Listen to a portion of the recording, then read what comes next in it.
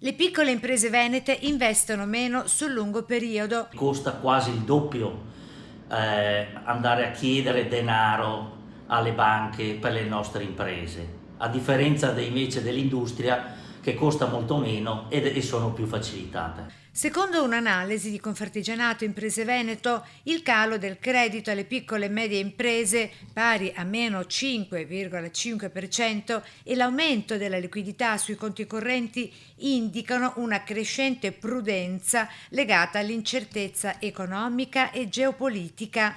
Dobbiamo pensare che per gli Emirati Arabi Riuniti è calato del 40%, era uno dei paesi emergenti per l'export del nostro Veneto. Così pure abbiamo la Turchia, meno 10%, meno 21% del Messico, questi due paesi importanti per quanto riguarda invece la produzione del manifatturiero veneto. A pesare è anche il mancato ricambio generazionale. Oltre il 27% degli imprenditori artigiani ha più di 60 anni e negli ultimi 6 anni il passaggio di impresa ha interessato appena l'11,6% delle aziende.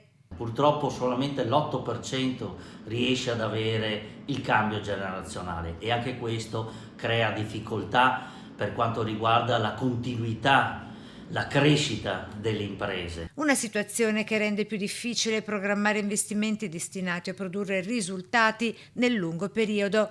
Per il presidente Roberto Boschetto la sfida non è solo facilitare l'accesso al credito, ma garantire alle imprese un contesto stabile che favorisca investimenti, innovazione e crescita. È per questo che abbiamo bisogno di un governo che creda a noi e che quindi riveda un po' l'impostazione che ha attualmente.